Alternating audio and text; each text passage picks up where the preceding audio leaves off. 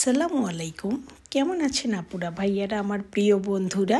আলহামদুলিল্লাহ, আপনাদের দোয়ায় আমরা ভালো আছি। তো আমার পেজে আপনাদের সবাইকে আমন্ত্রণ জানাচ্ছি। আমার এই ছোট্ট পেজটা আপনারা ফলো করবেন, লাইক কমেন্ট করবেন, আমার পাশে থাকবেন। আর আমি কিন্তু একজন অ্যাক্টিভ ফলোয়ার, সবসময় অ্যাক্টিভ থাকি। সুযোগ পেলেই আমার পেজে আমি চলে যাই, অন্যের পেজে চলে যাই, গিয়ে লাইক কমেন্ট করে আসি। কমেন্ট করতে না পারলেও লাইক করি, তার মানে ওদেরকে বুঝাই যে আমি অ্যাক্টিভ আছি।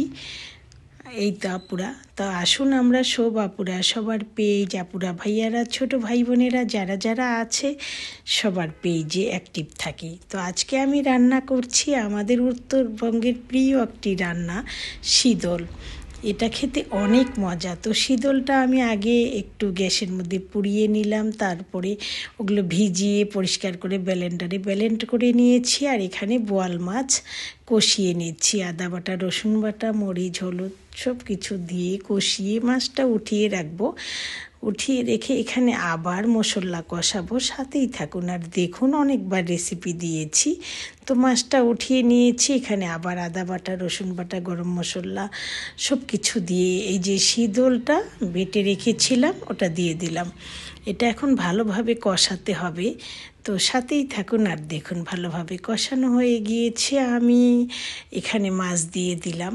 মাছ দিয়ে এটা ভালোভাবে কষিয়ে নিলেই হয়ে যাবে আমার রান্নাটা। খেতে কিন্তু অনেক সুন্দর, অনেক ঘ্রাণ বের হয়েছে। কিন্তু এখানে রসুন বেশি লাগে, বাটা রসুনও লাগবে, কাটা রসুনও লাগবে। আমি 4টা কাটা রসুন দিয়েছি। আজকে তাড়াহুড়ার জন্য অনেক রান্না, তো এই জন্য ভালোভাবে শেয়ার করতে পারিনি। আমার পেজে অনেকবার দিয়েছি শীতল রান্নার রেসিপি। তো শীতল কিন্তু উত্তরবঙ্গের একটি প্রিয় খাবার। এটা খারাপ জিনিস না। দেখুন, এটা কচুর পাতা আর ছোটো মাছের শুটকি মিক্সড করে শুকিয়ে বড়ি বানিয়েছিল। সেই বড়িগুলো আবার রোদে শুকিয়ে তারপরে রেখে দেয়, ফ্রিজে রেখে দেয়, কেউ আবার বিভিন্নভাবে রেখে দেয় স্টকে। কিন্তু আমি এটা ভালোভাবে ভিজিয়ে পরিষ্কার করে এই যে রান্না করেছি। খেতে অসাধারণ। যারা শুটকি প্রেমী তাদের জন্য অসাধারণ। যারা শুটকি খায় না তারা তো গন্ধ সহ্য করতে পারবে না। আমিও তো প্রথম খেতে পারিনি, আমার শ্বশুরবাড়িতে শিখেছি। খেতে কিন্তু অনেক স্বাদ, অনেক স্বাদ। কি বলবো, আমার ছোটো বোন 1 বছর ধরে খায়নি। ও রান্না করে খাওয়ার পর আমাকে বলেছে, এই জন্য আমিও শীতলটা রান্না করলাম ওর কথা শুনে। খেতে কিন্তু অনেক মজা হয়। তো সবাই আমার পেজ দেখবেন, আপনাদের পেজও আমি দেখব। বলেছি না, যখনই সুযোগ পাই, অনেক রাত হলো জেগে থাকলে সবার পেজ ঘুরে আসি, দেখে আসি। আসলে আমরা যদি সবাই সবাইকে সাপোর্ট না করি, কেউ কিন্তু এগিয়ে যেতে পারবো না। আমরা শুধু বড় পেজে চলে যাই। তো আজকে আরও রান্না করছি গরুর মাংস। বোন এসেছে হঠাৎ করে, তো ওর জন্যই রান্না করছি গরুর মাংস। সিনার মাংস আমি সকাল সকাল গিয়ে নিয়ে এসেছি। নিয়ে এসে আমি সিনা খেতে পছন্দ করি, এই জন্য আগে গিয়ে কসাই ভাইকে বলে রাখি যে সিনা শক্ত অংশটা আমার জন্য রেখে দিবেন। তো উনি রেখেছে, ভালো, কসাইটা ভালো, আর মাংসগুলোও ভালো ছিল। তো এই তো মশলা কষিয়ে নিয়ে মাংসটা দিয়ে দিলাম। আর মুরগি রান্না করব, বেশি কিছু করব না। মুরগি রান্না করব, খেতে চায় না। আর মাছ ভাজি করব। এই তো আজকের রান্না।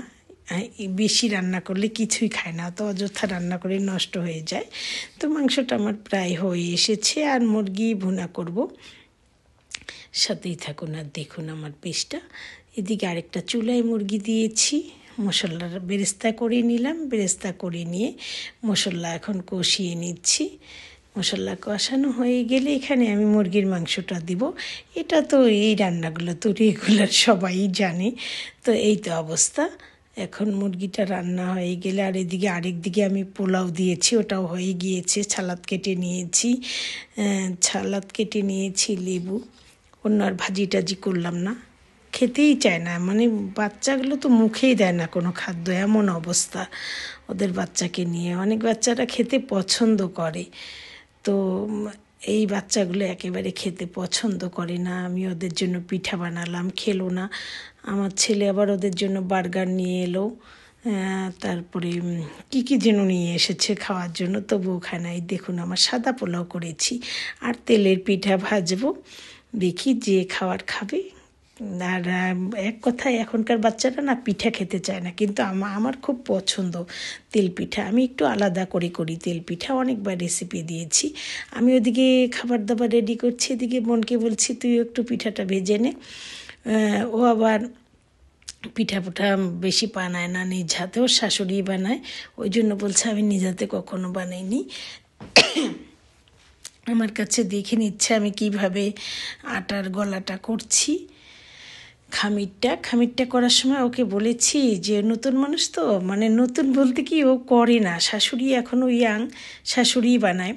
তো বলেছি যদি 1 কেজি আটা দিস তাহলে হাফ কেজি গুড় দিবি, দুধ দিবি 1 কেজি দুধ ঘন করে, ওকে বলেছি যে ঘন করে সেটার মধ্যে আটাটা দিবি, খেজুরের গুড় যেই গুঁড়ে দিয়ে জাল করে নিবি। এই তো হয়ে গিয়েছে পিঠা। এই যে আমার বোনের ছোট্ট একটা ছেলে, ও লজ্জা পাচ্ছে, ওকে ভিডিও করছি, ও লজ্জায় কেমন কেমন করছে, আমাকে বলছে না আমি খাও, করছে না আমি খাবো না, এইসব জিনিস আমি খাই না। আসলে এখনকার বাচ্চারা বার্গার, এটা চিপস, এগুলো নিয়ে পাগল থাকে, ওরা খেতেই চায় না। তো আমার স্যান্ডেল পড়েছে, ঠান্ডা শীতকাল, ছোট বাচ্চা নেই আমার বাসায়, ছোট ছোট স্যান্ডেলও নেই, তো